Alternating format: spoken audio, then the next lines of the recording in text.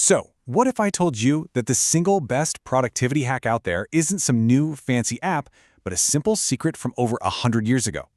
Today, we're going to dig into a method so powerful it was once valued at what would be almost $500,000 today. First up, let's talk about something we all know way too well, that feeling of being stuck in the modern productivity trap. Your calendar is just jammed with meetings, notifications are pinging you constantly, and your to-do list, it just never ends. You're always busy, but when the day is done, do you actually feel like you got the important stuff finished? It really does feel like you're drowning, doesn't it? You're trying to juggle a dozen tasks, you're bouncing between different apps, and you're fighting for focus in a world that feels like it's designed to distract you.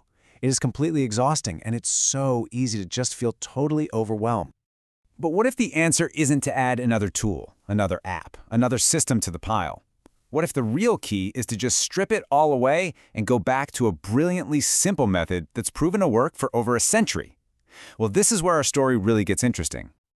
Okay, let's rewind the clock. The year is 1918. Yeah, the world was a very different place, but the challenge of getting things done efficiently, that was just as real then as it is now. And this brings us to two pretty important people, a titan of industry and a very sharp consultant.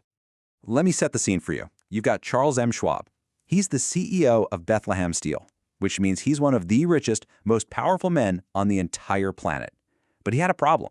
He knew his team could be doing more, and he was looking for a way to unlock all that potential and really crank up their efficiency. So he calls in this guy, Ivy Lee, who was a big deal in public relations and a super respected business consultant. And Schwab's request was actually very simple. Just show my team how to get more done. He didn't want some complicated overhaul, just a straightforward, effective system. Ivy Lee gave him his advice, and Schwab had his team try it out for 3 months. And the results? Well, they weren't just good, they were absolutely transformational. Schwab was so blown away by the jump in productivity that he knew he had to pay Lee for this game-changing advice. So he calls Lee into his office and writes him a check. And the amount on that check was $25,000.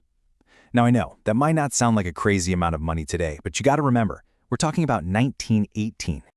In today's money, that check would be worth around $400,000.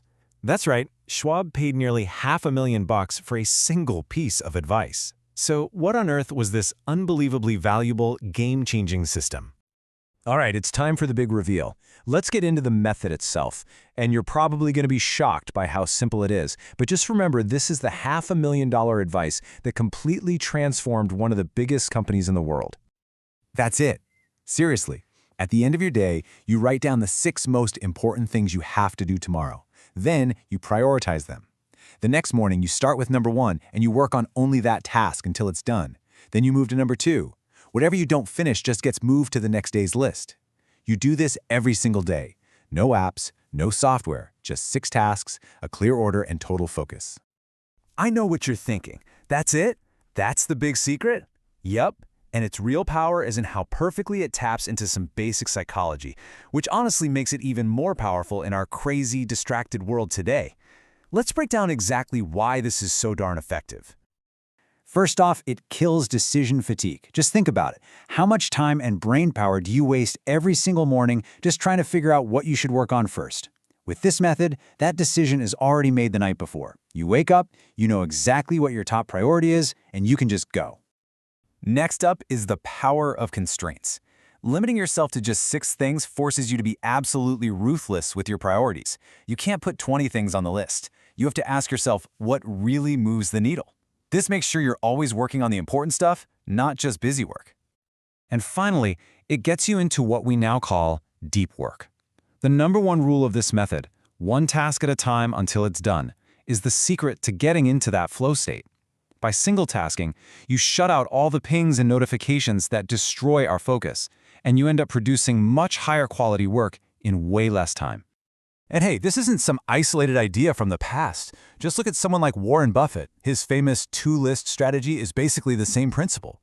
Figure out your most critical goals and then mercilessly ignore everything else.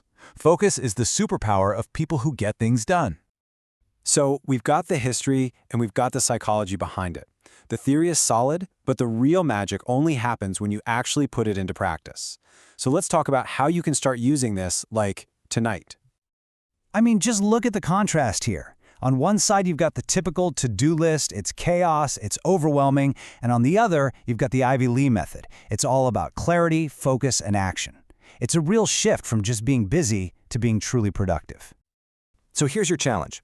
Just try it for 1 week. That's it. Tonight, before you're done for the day, take 5 minutes. Write down your 6 most important tasks for tomorrow and rank them. And hey, if 6 feels like too much, just start with 3. The process is what matters, not the exact number. You know, at the end of the day, we live in a world that is always trying to sell us on complexity. But as this 100-year-old method proves, sometimes the biggest changes come from making things radically simple. This method just strips away all the noise and leaves you with what actually matters. It's a simple path to getting your clarity and your focus back. So I'll just leave you with this one question to think about tonight. What are your 6 most important tasks for tomorrow?